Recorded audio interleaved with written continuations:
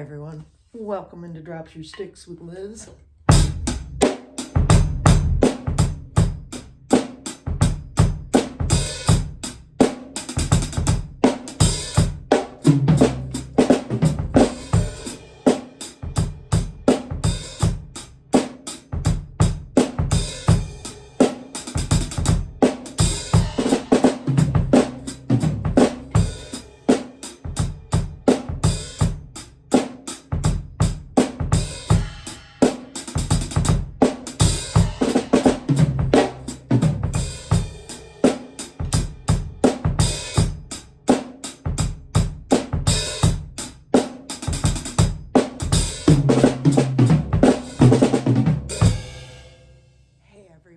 What are we discussing today?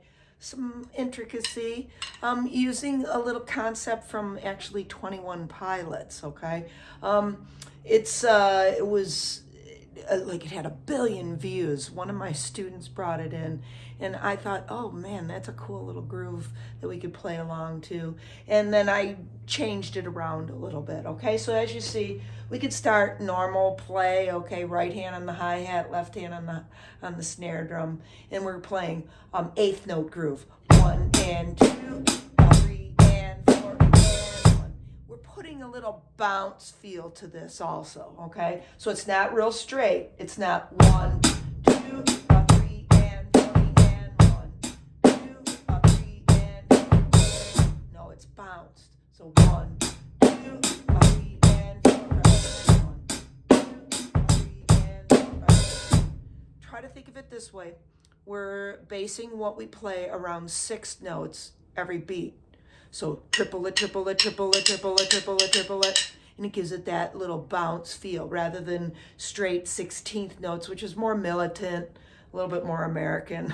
We can say it like that, okay? So, and then I was just inverting, on the second measure. Oh, see if you can switch it around, right?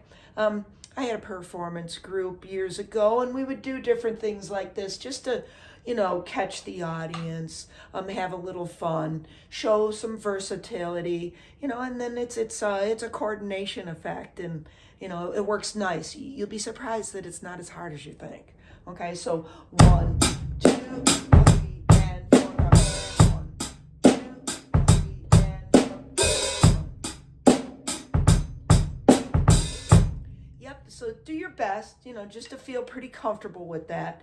And maybe I should tell you exactly where the notes are. So it's 1, 2, 3 and 4 and 1, 2, 3 and 4 and I kind of count it as 4 and, kind of thinking like if we were counting sextuplets, 4 and 4 and rather than 4 and kind of bounce it in that way, okay? 4 and 4 and shuffle it.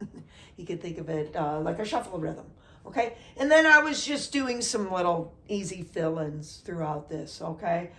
Laid back stuff mostly. So, and then I skipped the third measure.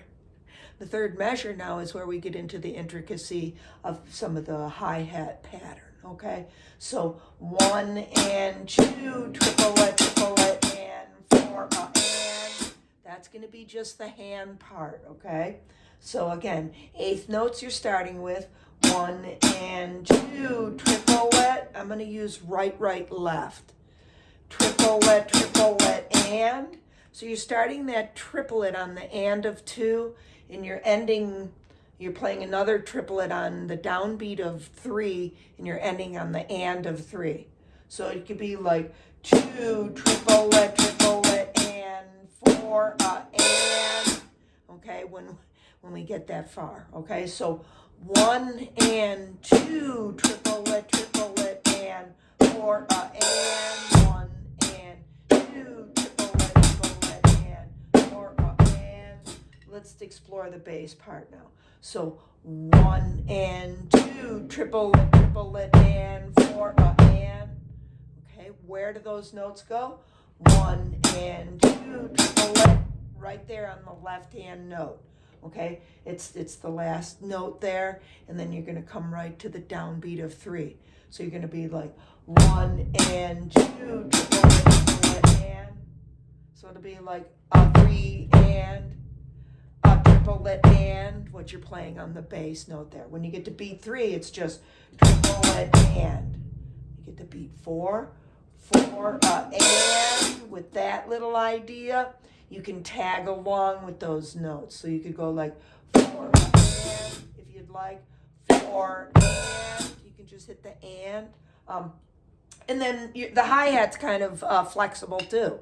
You could just go like 4 and just play eighth notes there. But if you want to follow it, 4 and, that can, work for us too. Okay, so 1 and 2, 3 and 1.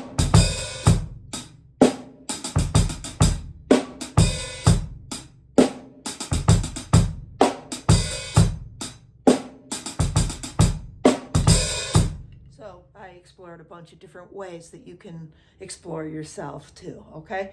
All right, so another way to play this that I don't think I played would be throwing in sextuplets. So you could do it all singular, but a really nice sticking pattern that works great is right, left, left, okay? And I think I will come back next week and do another film on that and showing you that, okay?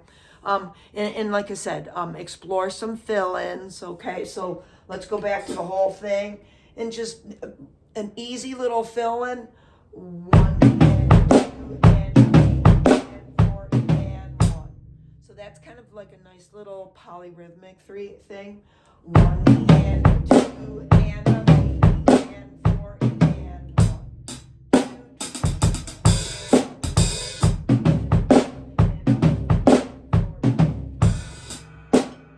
Play it off the end like that if you'd like, okay? And then other fill-ins, yes, we can add a little bit more into it. And why don't I plan to explore that a little bit more next week too, to give you part 2 to this, okay? So see what you can pull off, see if you can get your left side to feel comfortable, okay? And be patient with yourself. This doesn't happen overnight. Start real basic, just 1 and 2. Oh, can I get that much without your hands going like 1 and 2 on you? Okay. And you have to be mindful of it, okay? But these things definitely escalate you as a player, okay? I've seen it happen in the thousands of people I've taught so far. Okay, I've been teaching forever. Started when I was 15, and I'm old. And I've helped a lot of students, and I've helped a lot of drummers become professional drummers too. I've had some great success getting kids like doing anything from MTV back in the day to the Warped Tour to Freedom Bound, like a Christian bound touring, that sort of thing.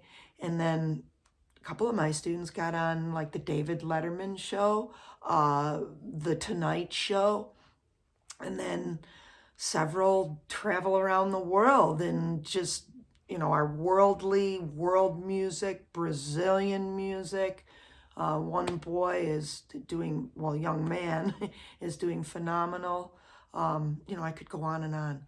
Another girl went all around the world, all on cruise ships. Okay, she was the house drummer. And what a great experience for that young lady. And I think she did that for many, many years. So, these opportunities are out there for us as drummers, and whether you want to just play for fun, play for your own enjoyment, jam with friends, or take it to a whole nother level, we should be able to do that by doing these foundational things, okay?